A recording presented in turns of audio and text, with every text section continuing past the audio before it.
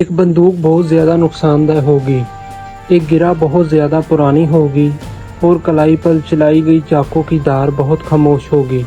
تو پھر سوال یہ اٹھا کہ ایک زندگی جو کبھی شاندار رہی، وہ زندگی کس طرح تیزی اور جلدی سے ختم ہوگی، جس میں کم سے کم بد نظمی لیکن وہ زیادہ پر اثر ہو۔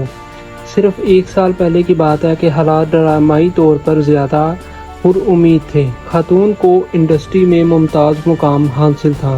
وہ خود معاشرے میں اہم حیثیت کی حامل اور مخیر خاتون تھی۔ وہ اپنی عمر کی 30 کی دہائی میں تھی اور وہ اس ٹیکنالوجی کمپنی کی نگرانی کر رہی تھی جو اس نے کالج کے اپنے دور میں بنائی تھی تاکہ تیزی سے پھیلتی مارکیٹ پر چھا سکے اور اپنے محترم گاہکوں کے لیے اچھی پروڈکٹس تیار کر سکے۔ اس کے باوجود اب وہ خطرے سے دوچار تھی۔ اسے کمینگی اور حسد سے بھرپور بغاوت کا سامنا تھا، جس سے بزنس میں اس کے مالکانہ مفادات پر ضد پڑی۔ وہ کاروبار جس پر اس نے زندگی کی جمع پونجی لگاتی تھی اور اب وہ کوئی نئی جاب ڈھونڈنے پر مجبور تھی۔ حالات میں ڈرامائی طور پر تبدیلی اس کاروباری خاتون کے لیے ناقابل برداشت تھی۔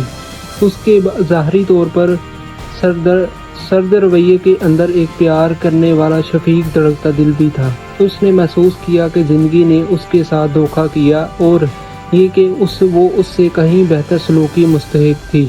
اس نے خواب آور گولیوں سے بھری بوتل نگلنے کا سوچا۔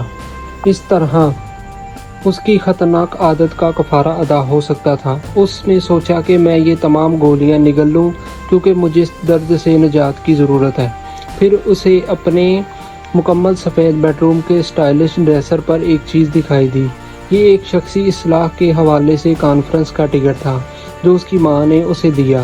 عام طور پر وہ نوجوان کاروباری خاتون ان لوگوں پر ہنستی تھی جو ایسے ایونٹس پر جانے کا سوچتے تھے۔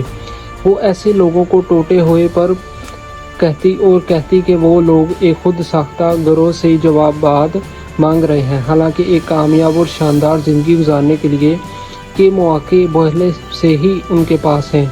شاید یہ اپنی سوچ پر نظر ثانی کا وقت تھا۔ اس کے پاس زیادہ آپشن بھی تو نہیں تھے، یا تو وہ شخصی اصلاح کے سیمینار میں جاتی اور کسی ایسے بریک تھرو کا تجربہ کرتی جو اس کی زندگی بچا لیتا، یا پھر سریع الاثر موت کے ذریعے ابدی سکون پا لیتی۔